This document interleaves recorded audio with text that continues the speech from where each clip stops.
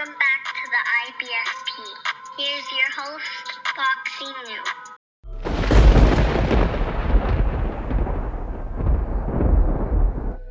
Welcome back, fight fans. Welcome back. Canelo Alvarez refiles his lawsuit against Golden Boy, Oscar De La Hoya, and DAZN, according to Dan Rafael. He also went on to say the suit was initially dismissed because of a technicality. Canelo Alvarez had until midnight last night to refile it correctly, and it was refiled. So Canelo Alvarez has refiled his lawsuit against Oscar De La Hoya, DAZN, and Golden Boy, seeking the damages of what is owed on his contract, which is a guaranteed contract. I don't know why anybody would refuse to pay a guaranteed contract, but that's what De La Hoya, DAZN, and Golden Boy are doing. These guys have to pay him. Look, he's owed the money, he's guaranteed, and he's willing to get in the ring. It simply makes no sense why they're ruining their brands, trying to fight Canelo Alvarez. You might as well pay the man because he is owed.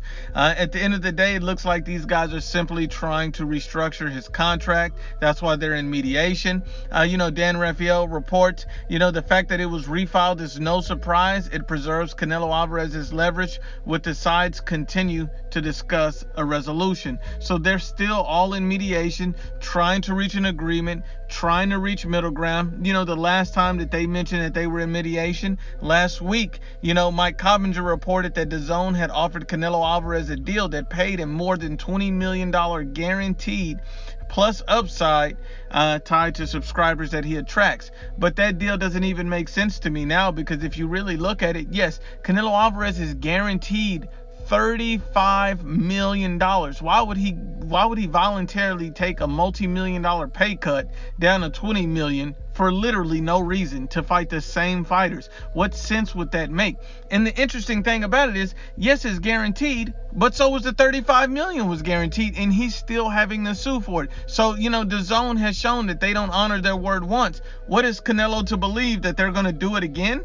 We got to be real about this situation. Look, the reason why Canelo even signed with DAZN in the first place was because they were offering him a 5-year, $365 million contract, the biggest contract in sports history. Think about it. 5 years, $365 million contract, the biggest contract in sports history, and now DAZN is trying to renege on that contract. The only reason Canelo Alvarez even signed with these guys compared to any other platform was because they were going to pay him $35 million a fight. If he was going to take $20 million a fight, he could have went and got those guarantees on the PBC, went and got those guarantees on Top Rank, and just fought on pay-per-view. If he wanted $20 million a fight, he could have got that in any other platform. The only reason he came to DAZN was for a guaranteed $35 million. Why would he take what he could get somewhere else and get more TV exposure, get more exposure to different fans on different networks and much larger platforms? I mean, you have Fox, you have Showtime, you have ESPN. These are all major platforms that Canelo Alvarez could market towards with much larger audiences. It simply doesn't make sense why he would take this an enormous pay cut. DAZN has to offer more. It's simply not enough. He refiled the lawsuit as a point of leverage against DAZN, Golden Boy, and Oscar De La Hoya. You even see Showtime Steven Espinoza coming out stating that if Canelo Alvarez becomes available, we'll be very aggressive to sign him. You see, this is a very desired free agent. I'm sure Al Heyman and the PBC would love to have Canelo. Think about it.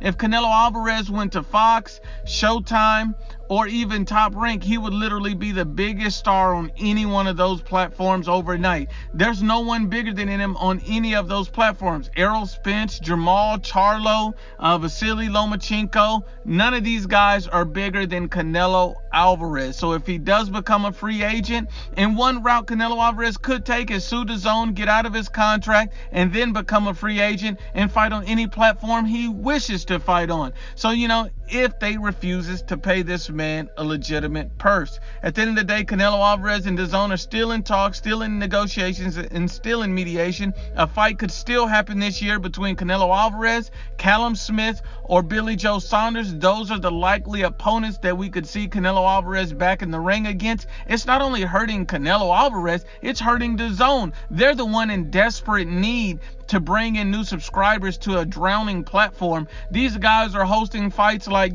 Danny Jacobs and Gabriel Rosado. These guys are trying to put together, terrible mismatch fights that no one is asking for. So at the end of the day, you need Canelo Alvarez, because without him, what do you have? But once again, Unbiased as always, it's the IBFP.